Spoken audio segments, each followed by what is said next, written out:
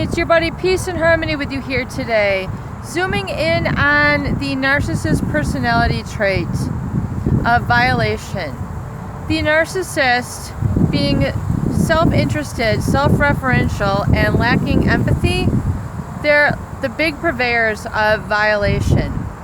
This can be violation of your personal space, violation of your personal property, violation of your emotions, violation of your personality character. They do this in all manners, shapes, and sizes. And the violation comes from a self-interest where basically there is a viewpoint of others as merely a source of supply, a tool, a resource for them to help get what they want. And if a true narcissist lacks empathy, that means basically they are doing this with being oblivious to somebody's feelings, emotions, needs, etc. Those aren't even on the drawing table for the narcissist.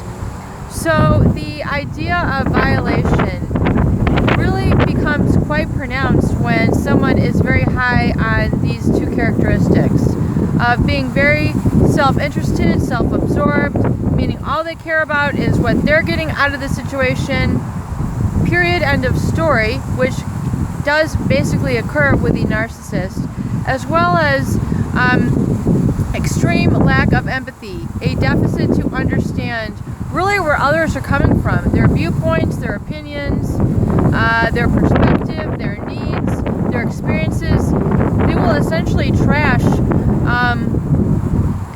many viewpoints which don't help to further their position or status. And they will hang on quite dearly to their status, their position of power, and position of control, even if it means defiling or violating those in their environment, their family members, close business colleagues, etc. They will do this despite a facade of being in a relationship, beyond the mask of being as a colleague or a business partner.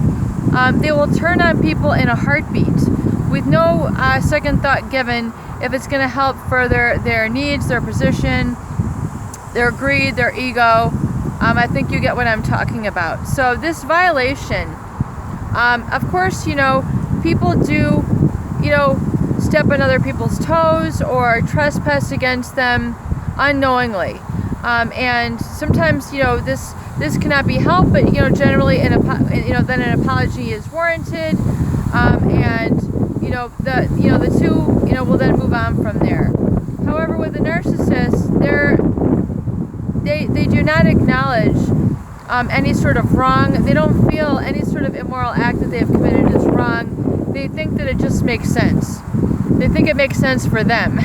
And even if it doesn't make sense for other people, it makes sense for them. So they go ahead with it anyway, no matter who they tend to run over, what resources they tend to exploit, even be it like natural resources, something sacred to somebody, whether it could be, moving one of your objects or, destroying, like telling you to get rid of a car that means a lot to you. They'll tell you to give up memberships to certain organizations that are meaningful to you. So this is all acts of violation. And we do see this oftentimes in the behavior of corporations, where for corporate greed, for the corporate bottom line, they have no trouble violating natural resources, violating people's hometowns, their water supply, their ground contamination. If it means furthering their corporation or their bottom line, generally they'll proceed even though it's an immorality. And you can bet that the bottom line there is you're dealing with narcissists in control. Does that surprise you that a narcissist or a psychopath would be in control in those organizations? That is why we do oftentimes find them rising up the ranks of such organizations with ease, stepping on people as they go to further their ends. So if you feel a sense of this violation taking place, Don't be ashamed to call it what it is and stand up for your rights, your space, your property, and your possessions and your character in that situation. It's only right, and it's the moral thing to do. So keep the integrity intact, and don't be afraid to do that no matter what. Peace and harmony with you here today. Hope these videos help. Please share and please subscribe for more great tools, videos, discussion, and support.